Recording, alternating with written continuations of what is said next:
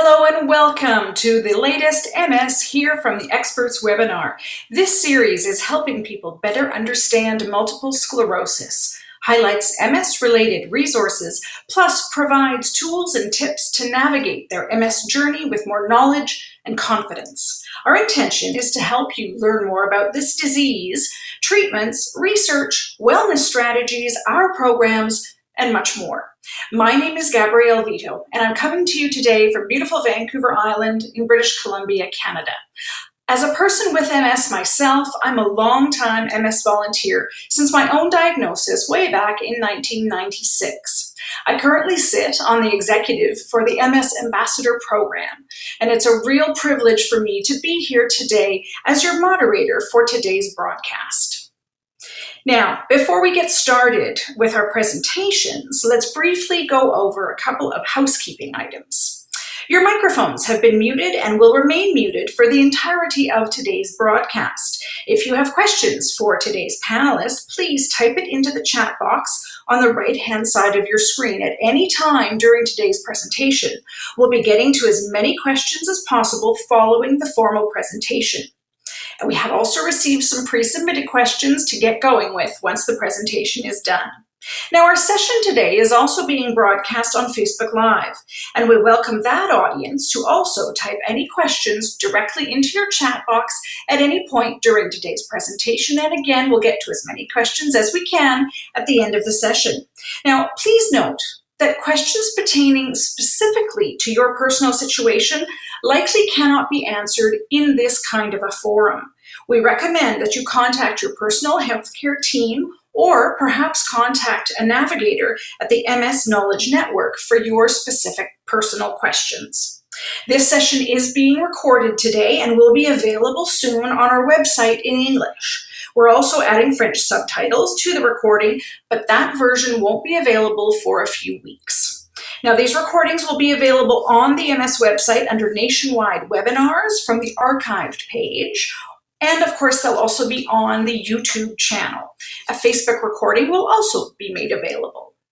Now, please note that the MS Society of Canada, as always, does not approve, endorse, or recommend any specific product, therapy, or service, but provides information to assist individuals in making their own health and wellness decisions. Now, today's broadcast is an opportunity to learn more about resiliency. Building resilience is an important part of maintaining and protecting mental health. Creating resilience is a journey that takes time, effort, and practice.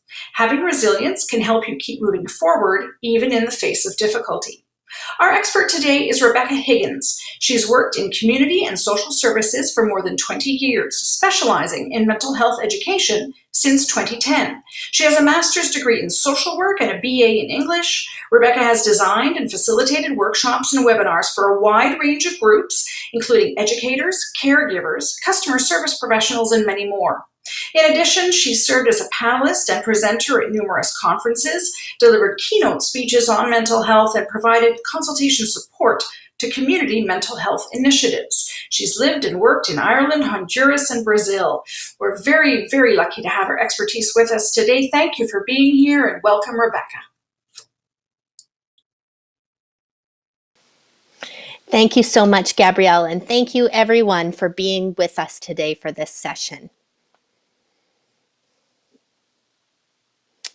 So today we're talking about concrete strategies for building resilience. We'll talk a little bit about, I'm very interested in practical strategies, things any of us can do, things that are simple that may be already things that we're already doing. So I'm interested to talk to you about this today and get to some of your questions later. So I'll invite you, if you're able to and interested, I invite you to have something to write with and something to write on. There are some reflection opportunities throughout this session, and I find whenever I'm talking about resilience and wellness resources, I invite people to take stock of what is already working for them, where they find joy and support, and so part of that process is taking notes as you go. So if you're interested, please feel free to do that. Something to write on and something to write with. So what I'm going to invite you to do today And I'm going to invite you to do this first, and then we'll go through it and talk about it in different ways. I'm going to invite you to draw your mind map of resources. So what I mean by this is it's essentially what we used to call a flow chart, where you draw yourself or write yourself at the center, and then there are little branches coming out for the people, things, and places that you're finding supportive lately. I'll show you my example, and it's not terribly high tech, the way I drew it there with a glorified version of clip art. So if you're doing it by hand, if that doesn't work for you, if you'd rather just reflect, or if you have somebody with you taking notes, or you want to do an audio recording for yourself, whatever is most accessible and most useful for you. So I did this activity for myself fairly recently when I received some hard health news in our family. And so one of my ways to digest that was to take stock of my own resources. And I have found it helpful to do this visually so that I can see it in front of me. So I'll invite you to put yourself at the center and then draw these little lines out, adding around the center the people, places, and things that you are finding supportive lately. So I'll give you a couple of moments to do that now.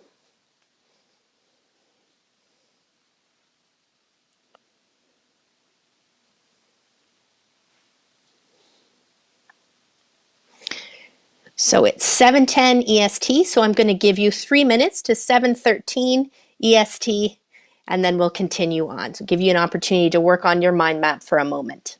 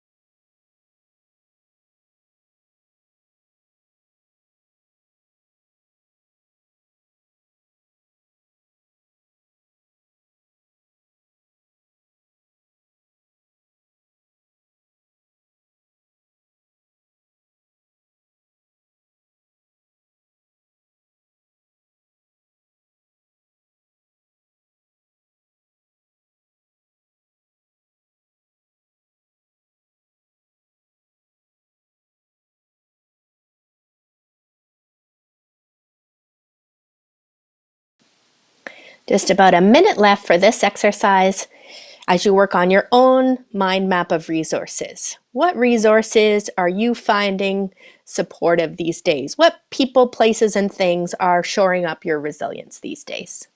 We'll continue on in just one moment.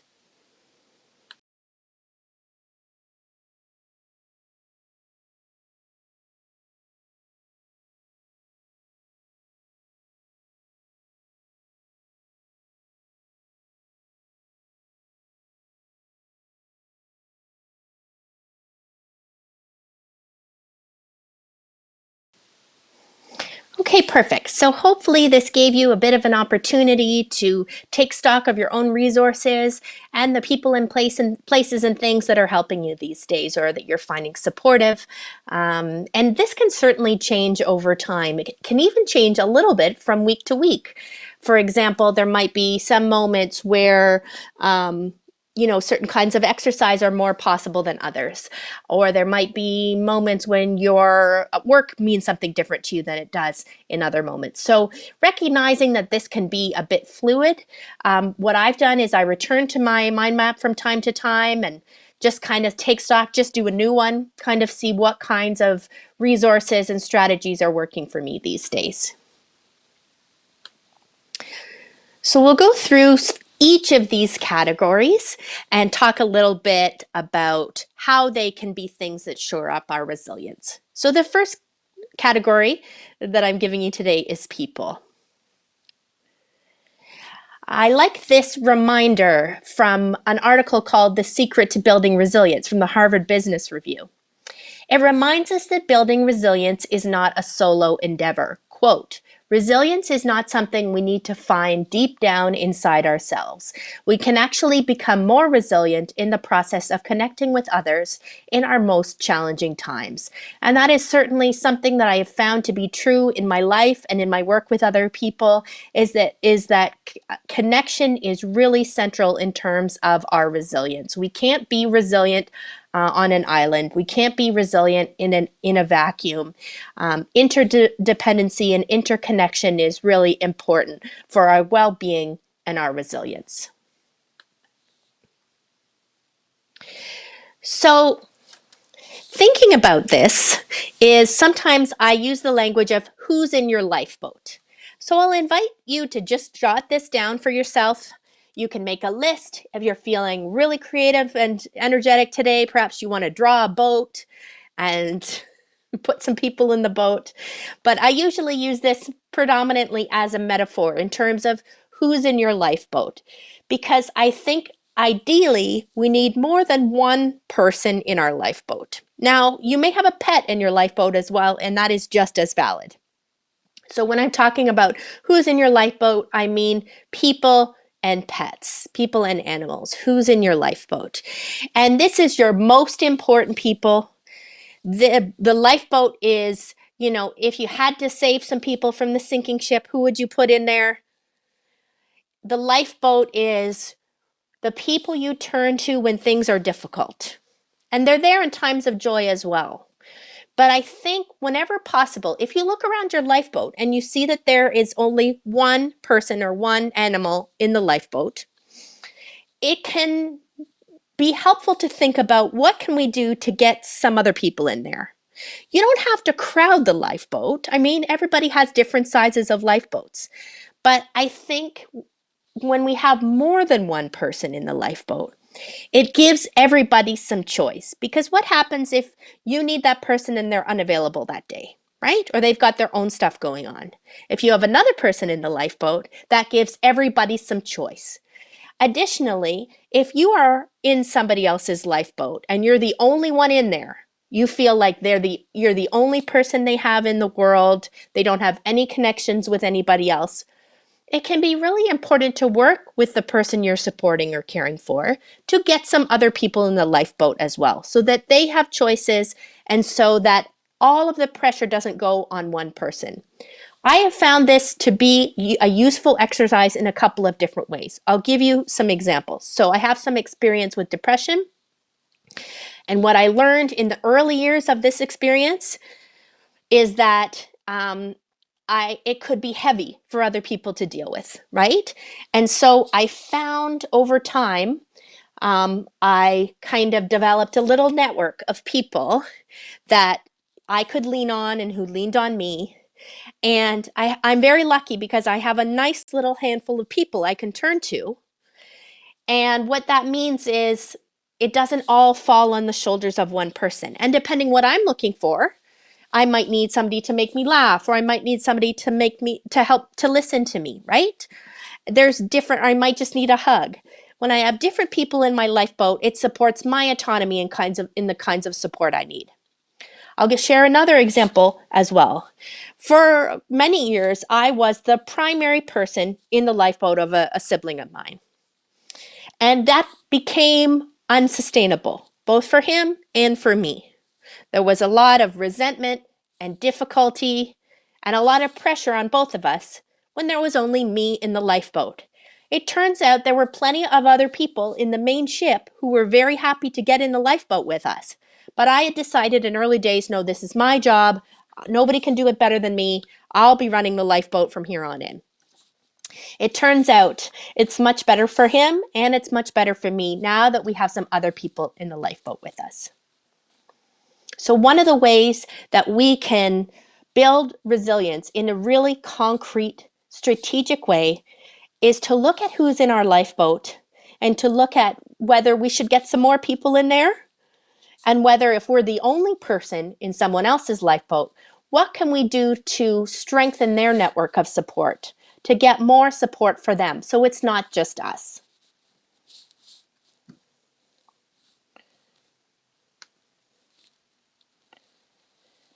Another tool that's helpful when we're talking about people, places, and things, another concrete tip for building resilience that I have found helpful, both professionally and personally, is when things are hard, tell someone. Consider telling a trusted friend, colleague, peer, a volunteer, somebody you trust, somebody it's safe to talk to. Perhaps a counselor or another professional support, an anonymous call or text option. In my experience, saying the scary or difficult thing out loud takes away some of its power. Sometimes if you like writing and you find that therapeutic, if you're not able to say it out loud, it can be helpful to write it down. Sometimes that in itself helps me to say the scary thing out loud. The difficult thing out loud, though, is sometimes even better. So sometimes writing it down is enough, but when oftentimes telling someone, now you could tell them in writing, sure. But in my experience, when I have been able to say the scariest things out loud, it's a little bit less difficult to manage because I don't feel like I'm holding it all alone. It doesn't feel, it still feels scary. It still may be a really difficult thing. I'm not suggesting that saying it out loud makes everything okay. But in my experience, when I'm able to say the hard things out loud, it helps me to feel less alone. And that's a really important thing in terms of building resilience, is remembering that we're not alone and connecting to support so we can feel that deeply, that we're not alone.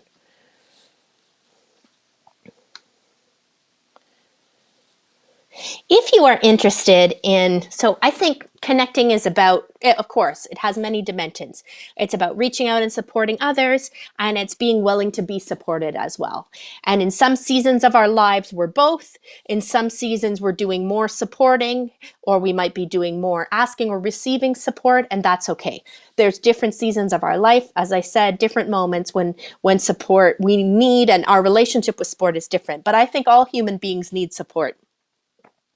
And I think it benefits us to reach out and connect with others and let them know that we're there for them as well. So at some point, if you're interested in this, I like this resource called gratefulness.org. There is a part of the website that has free e-cards. And so, they have all kinds of ones that you can send, simple little nature ones. Some have religious or spiritual messages, some don't. You just choose whatever is most resonant and appropriate for you. And it can be just a little card to send someone to say, you know what, thank you, or I'm thinking of you, I hope you're doing okay. Just an easy, soft, gentle way to reach out, to let somebody else know that they're not alone, and to help you to connect with somebody else as well. So that's the people part of the resource map that we talked about, the mind map of people, places, and things. Now I'd like to speak to the places part for a moment. So think about what places give you comfort, what places shore up your resilience. It could be a comforting spot in your home. It could be connecting with nature on the balcony, in the backyard, in a park, on the front porch, in your neighborhood, in the woods or by the sea, in the fields. It's also about noticing the world around you. So perhaps paying attention to the plants in your space, or your pet, or getting cozy, paying attention to how the blanket feels. Maybe if you're out in the world, looking up or looking down, looking at, sometimes we get so used to going the same path in our day-to-day that we don't notice the world around us anymore. So sometimes it's about mixing it up and trying a different route, or just being more deliberate in how we look at the world around us. Another example of a place might be enjoying a library or cafe or museum. And getaways, big or small. So depending on your resources, the season of your life, what support you have, your mobility, and so on, perhaps a large getaway is not doable or desirable right now. But is there a small getaway? Visiting a family member nearby, going to an Airbnb in the next town, having a small day trip. What kind of getaways, big or small, are possible for you these days? And are these potential sources of resilience for you? And so I'll explain my examples of some of these. So for me, there's a chair in the corner over there in my apartment, which is very comforting. That's my reading spot, and I can look at my plants there. Connecting with nature, listening to the wind in particular, being by the water whenever I can, going to the library, enjoying a coffee, going to the art gallery, and sometimes I go on little retreats, sort of self-created retreats. I just go to an Airbnb for a night or two by myself as a way to replenish and retreat. So for me, those are some of the places that are included on my mind map. Those are just examples, of course. No need to follow my examples. I'm just giving you some ideas and inviting you to think about your own places that are comforting. So what places nurture you? What places nurture you? So return to your mind map for a moment. See if there's anything you'd like to add there. Places that nurture you. And turning to those places in times of difficulty, this is an important strategy for building resilience. If we're not able to go to the place itself, what can we do to modify it, to make it more accessible for our particular space and time? Or if we're not able to go there, can we look at pictures of it? Can we share memories with a loved one of that place? So there are ways to access the place even if you can't go to the place yourself today. So, for example, swimming is very important to me. At the moment, I have COVID, so I can't go swimming. However, sometimes when I'm trying to sleep, I imagine myself swimming, and that experience of immersing myself in the pool, even though it's imaginary, is somewhat soothing. It's not as good as being there, I'll be honest, but it's a decent substitute. So I'll invite you to jot down for yourself what places nurture you at the moment.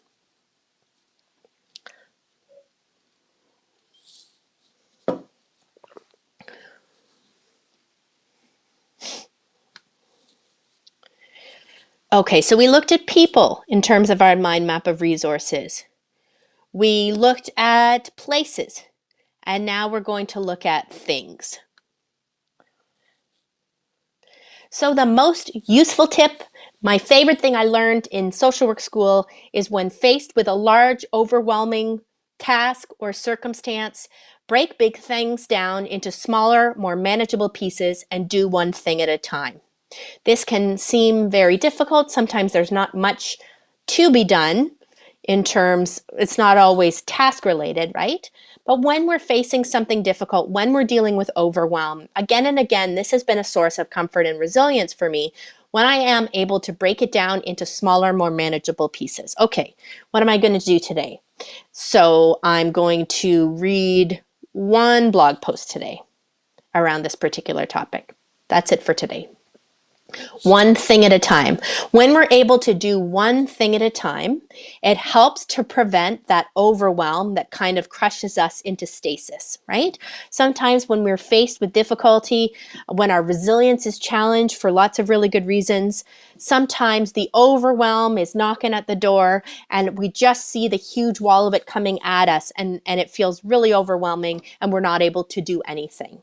When we're able to break it down into smaller, more manageable pieces, it helps encourage us to have the motivation to keep facing the difficult thing and to take some steps towards facing it or to completing the task or whatever it is. So breaking big things down into smaller, more manageable pieces is certainly something that has helped me in times of overwhelm, and I hope is something that will help you too.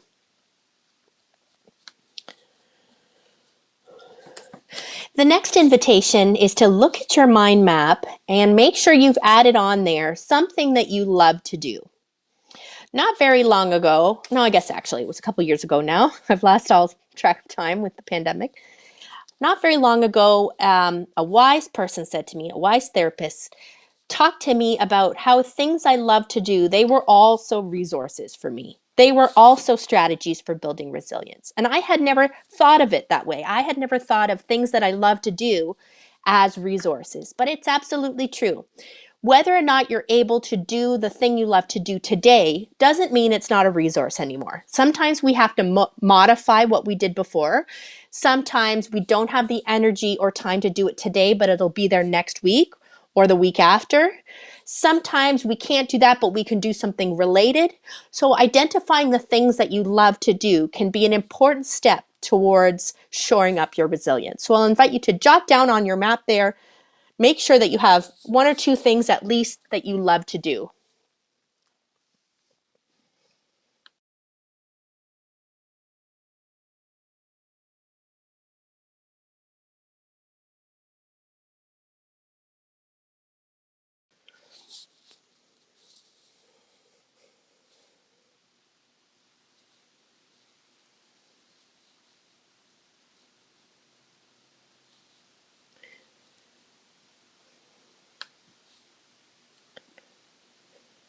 Okay, so the great Maya Angelou reminded us that you can't use up creativity. The more you use, the more you have. And I believe that we may not all see ourselves as artistic, but all human beings are creative. That's one of the things that makes us uniquely creative, uniquely human rather, is our creativity. So I'll invite you to look at your mind map and add anything you like to it in terms of how are you creative these days? In what ways are you creative? That's my question. In what ways are you creative? So some examples could be cooking, gardening, how you plan your day, um, meal planning, being with the kids, crafting, um, singing, any kind of music. Um, these are just some examples. For me, lately I've really been into drawing mandalas with gel pens. I find very soothing, circle shapes. Find that very soothing. I often change my creative practice. It sort of ebbs and flows depending on what I feel like.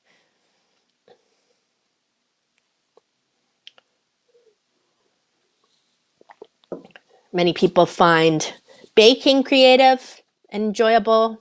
I like the product. I don't like the process, but I know people really do.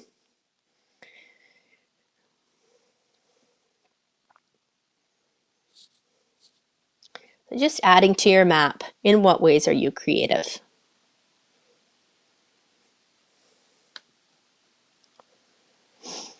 Okay, so I'm going to offer some more suggestions of the people, places, and things that can support your resilience. So this is not an exhaustive list, but as I go through these, if anything resonates, if anything feels appropriate for you, add this to your mind map as well. Rest, really, really important. We need physical rest, of course, but we also need emotional rest. We need some solitude. We need different kinds of rest. We need appropriate, supportive, and accessible healthcare. We need individual therapeutic support. So this could be talk therapy or massage therapy, physical therapy, occupational therapy, different kinds of therapeutic support that may be in your sort of in your basket of wellness tools, or for the purposes of our conversation today, on your mind map of resources. Support groups. So this could be formal or informal. It might be a group of people you intentionally meet with who are sharing the same experience, such as other people with MS or other caregivers or care partners, um, or other parents or other children of older folks. There's lots of different support groups that might be formal, but also informal. So sometimes, for example, a lot of my friends have school-aged kids, and so they have sort of developed, they wouldn't call them support groups, but these informal communities of support at pick up and drop off. It might also be at the dog park, or excuse me, other volunteers, other people you work with, for example, other people you see at the gym or in the neighborhood. So it sometimes is deliberate, intentional support groups, and sometimes it's more informal social support. Faith and spiritual communities can be an incredible source of resilience. Spiritual practices, either that you do on your own or in community, really important sources of resilience. Pets and plants, both or one or the other, can, I think, bring a lot of joy, and in so doing, be one of your tools for building resilience. Friends and family, online resources of various kinds. It could be, an online class. It could be, Facebook groups that you connect with. It could be reaching out for support to the MS Society or to other groups online. Lots of different ways that people are connecting online, particularly in the pandemic era. Activities that bring you joy. As I mentioned, this has been a really important source of resilience for me. Some more potential people, places, and things that can support your resilience. Again, don't be afraid to add these to your own mind map as we go, the ones that stick out for you, or if this sparks your thinking in any other direction and you think of some other resources that work for you, please add them. Some other ones might be social time, whether remote or in person. Humor could be comedies you're watching, comedy you're listening to, or humor with particular people in your life. Books, music, art, physical activity, creative work, cultural and community work, including volunteer work, being in nature, and reconnecting with meaning, hope, and purpose. All of these things and more can be really important, concrete strategies, things that we add to our lives or that are often already there that we can turn to shore us up, to help to protect and develop our resilience further. So now's the time I'll turn it back over to the moderator for questions. Thank you so much, everyone, for listening. Rebecca, thank you so much for being here and for giving us a lot of food for thought. Really, really great examples in there to have us thinking and having us maybe look at things in a different way as contributing to our resilience. Because I think so many of us, it really struck me when you said it's not necessarily something you need to dig down inside for. It can be many things already in your life, and you maybe need to reframe how you look at them. That really struck me. So thank you. So it is time now for our question segment. Again, if you have a question, please type it into the chat box, either on Zoom or on Facebook Live, and we'll get to as many of them as we can in the next few minutes here. So I'm going to start with some folks who've already submitted questions.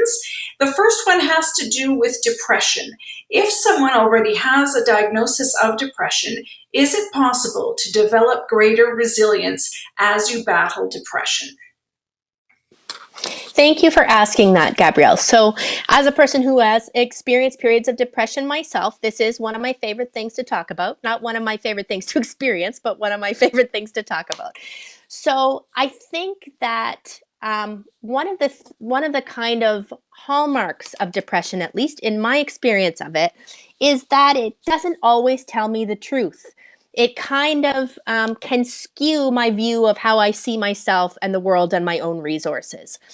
So, one of the things that has helped me is I actually, during my first bad low, I kept track of things in what I called a wellness workbook. I wrote down the kinds of things that I found helpful and not so helpful, both in terms of how people responded to me and tools that I tried as well. So, because I figured I would forget many of them, and I did. So, going back to that later helped me to remember some of the things that helped me. So I think taking notes where you can. Sometimes we don't have the energy or capacity for that, and that's okay too. I think that's important to adjust your expectations of yourself when you're dealing with something like depression. And so, you know, if I'll give you an example. So I love swimming. When I'm swimming, when I'm feeling well, it fills me with a lot of joy. When I'm swimming, when I don't feel well, it's okay. It doesn't make me feel worse, though. So I think really adjusting our expectations, doing what we can in terms of following these tools that have helped us before, but also giving ourselves some grace and some wiggle room. I also think it's really important to not go through depression alone. So make sure that you're talking to a healthcare provider or to someone close to you that you can trust. If you have people close to you who have experienced depression, sometimes they're really good to talk to. People that know you well who can remind you of your resilience as well. Because sometimes when we're experiencing depression, we have these gray glasses on where we can't necessarily see our own resources and our own capacity. And it can be helpful to have people we love remind us of how we've gotten through it before. So that's one piece of it.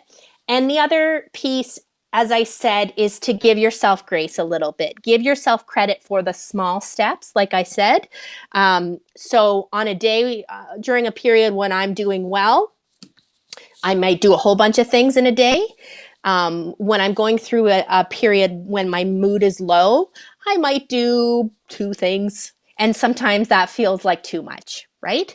So I think our view of ourselves and our situation gets a bit clouded when we're experiencing depression. So it can be helpful to check in with others, to get support from others, and to be patient, one foot in front of the other until it gets less bad. Depression doesn't last forever. There are tools. Certainly, medicine can help some people. Therapeutic support helps people, and there are other tools as well. So get support, get help, but be patient. It also takes time, and set realistic expectations for yourself. When I'm depressed, I'm not going to suddenly start swimming 3 hours a day. For some people, that may work. For me, that's not going to work. I'm not even going to go to the pool then. So just being a little bit more gentle with yourself and being sure you connect with others in these hard moments. That's what's been helpful for me, at least. Fabulous. Thank you very much. All right, the next question I'm going to go to is about children. And I know there's a lot of MS families out there that do deal with this. So do you have some tips to help me help my children develop resiliency?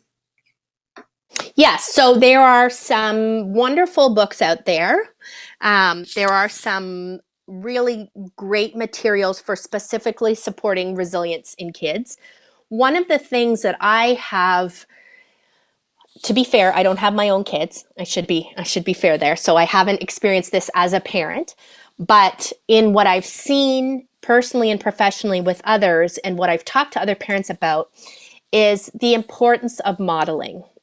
So this is when your kids see you, for example, go for a walk or get support for hard feelings or take a break when you need to or prioritize rest or connection. These little lessons have a huge impact on kids potentially. That modeling is one of the best things we can do in terms of supporting the resilience of others.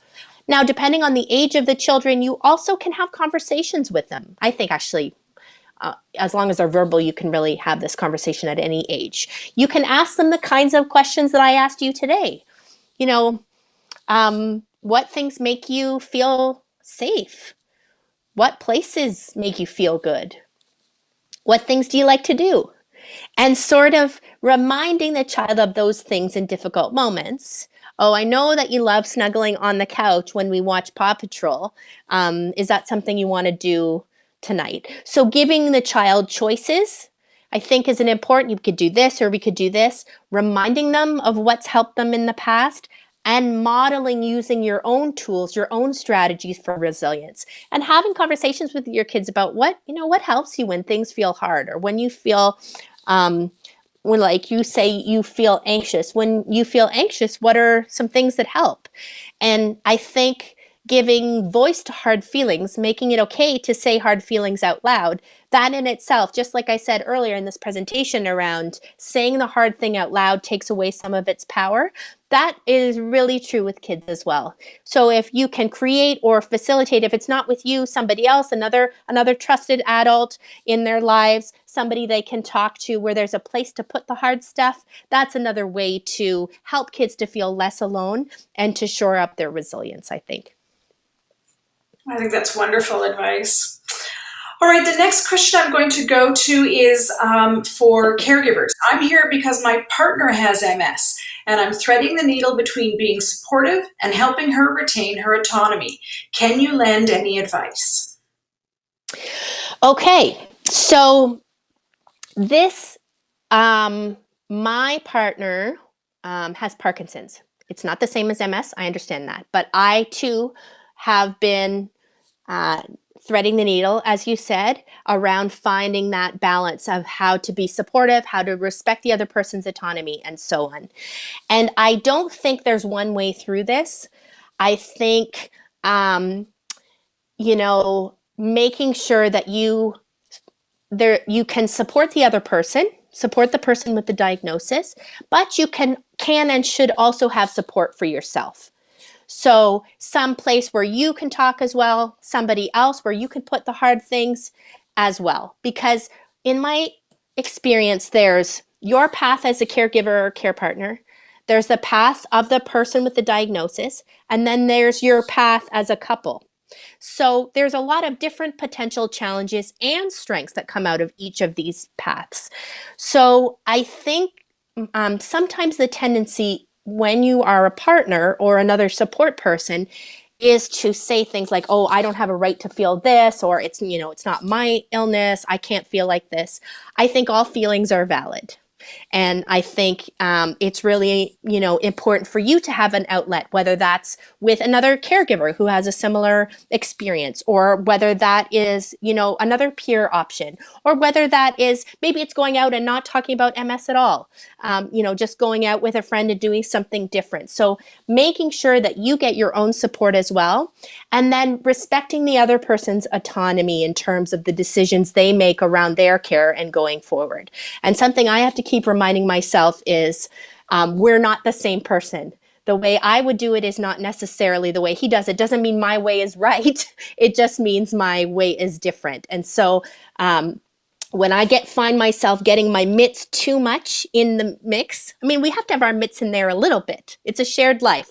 But when my mitts are too much in his business, and either he lets me know or I recognize that, that gives me a moment's pause to be like, you know what, I need to take a step back. I can support, I can love, but we are also each on our own paths here. We're walking alongside each other, but it's not my job to push him ahead of me or drag him behind me. That's not going to work for either of us. So I don't want to draw parallels if there aren't parallels there, but I think I do understand a little bit about what you might be going through. So I hope that's helpful. I think that's wonderful advice. Thank you. All right, the next area I'm going to go to is people with MS who are facing different challenges alongside their diagnosis. And this is someone asking about how to keep resilience as their MS progresses. They're wondering, when do I have to use pharmaceuticals to help? I would assume they mean pharmaceuticals regarding depression. So everybody's experience is different. I can't give one answer around that. I don't think that I don't think the two are mutually exclusive. I think resilience, for some people, taking care of themselves may include medicine. For others, it may not. It really depends on so many factors. So I don't think you use resilience until you can, and then you use the pharmaceuticals. I don't think it's one or the other. I think that resilience can always be there, no matter what other interventions you're using. Now, we don't always feel super resilient. I don't walk around all the time being like, oh, look how resilient I am. So certainly, but if we continue to return to things like who's in my life, what matters to me, what things make my life meaningful and joyful, what helps me to feel peaceful, how do I relax? If we return, and those things aren't going to be the same throughout our lifespan.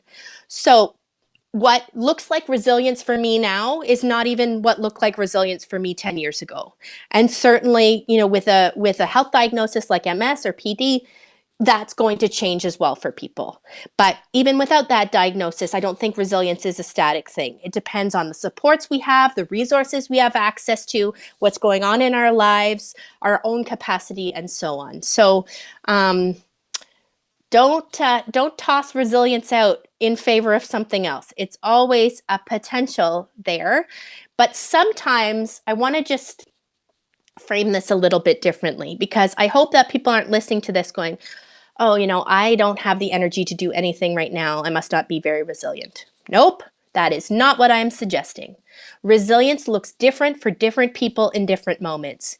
Even for me, sometimes resilience means having a small walk and managing to make one meal.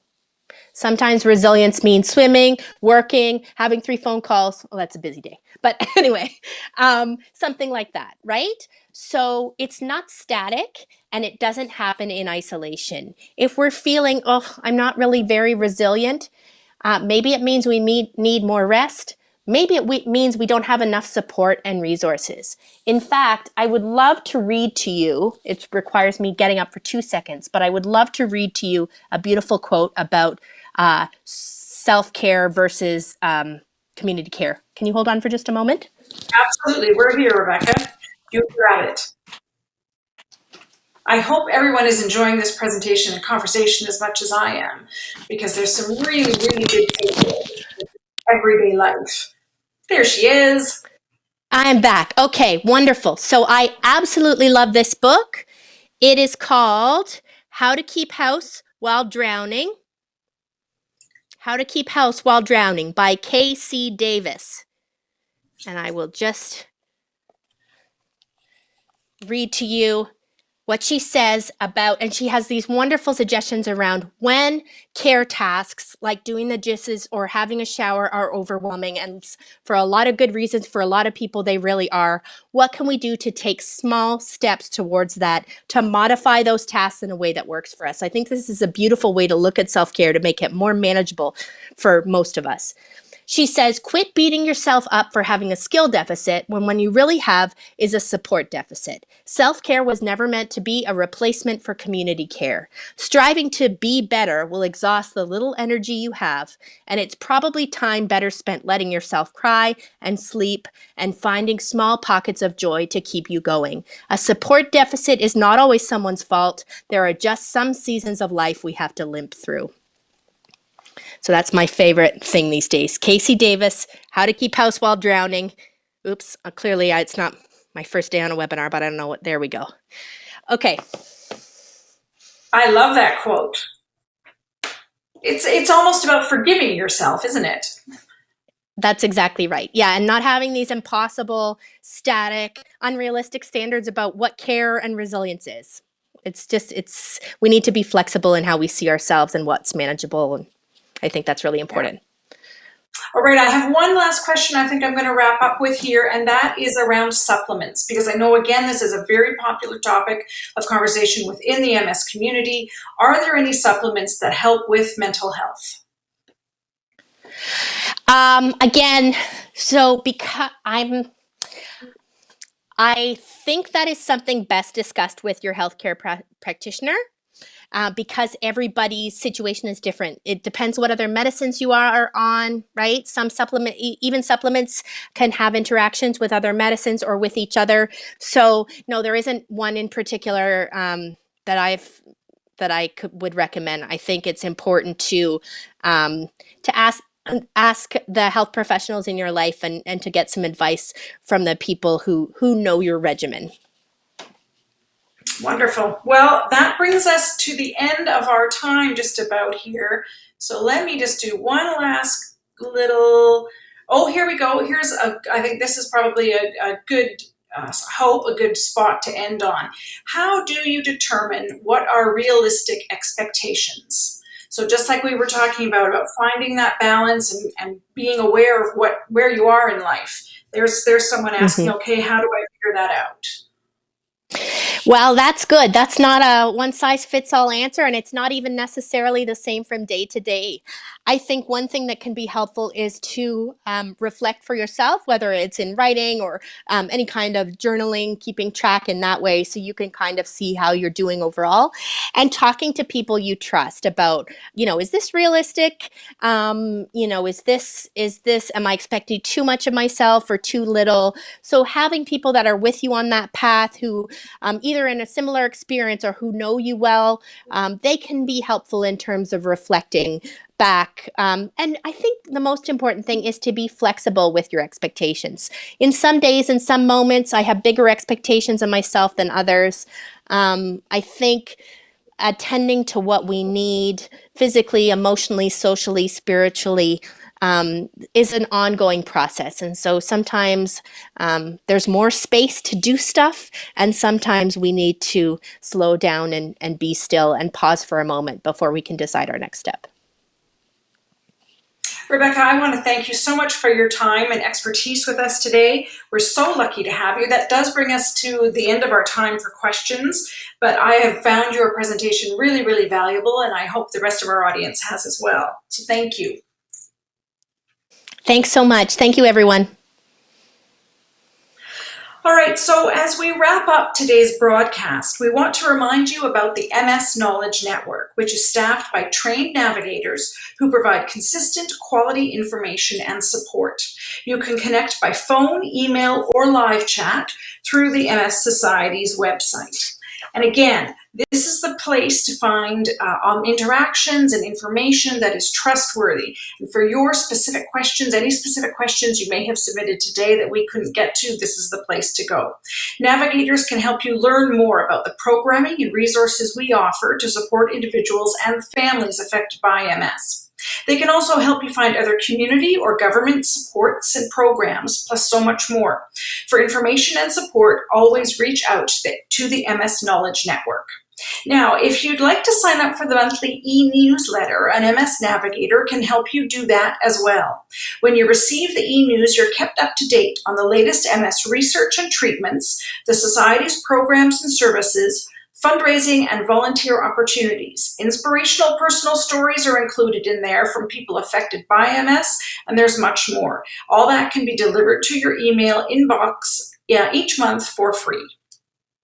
Now, we want to invite you to be a part of the MS community, and we encourage you to get involved with our programs, services, events, government relations, and volunteer opportunities. These days, connecting with each other is more important than ever, and information is available on our website at www.mssociety.ca. Volunteers, like myself, are an essential part of the support we offer to Canadians affected by MS. The demand for assistance through our one-to-one peer support program and peer support groups is growing. We need more volunteers to reach as many people affected by MS as possible. If you'd like more information or you're interested in getting involved, please feel free to reach out to us via email at volunteer@mssociety.ca. If you have any questions or need support for this webinar or any of our education activities, you can reach out to the education team also by email, and they're at education@mssociety.ca. So on behalf of the MS Society of Canada, I want to really thank you for taking the time today to work on your own mental health and your own resilience and your own education, no matter where you are on your MS journey or on a loved one's MS journey. We thank you for tuning in to today's webinar. Take care. Bye-bye.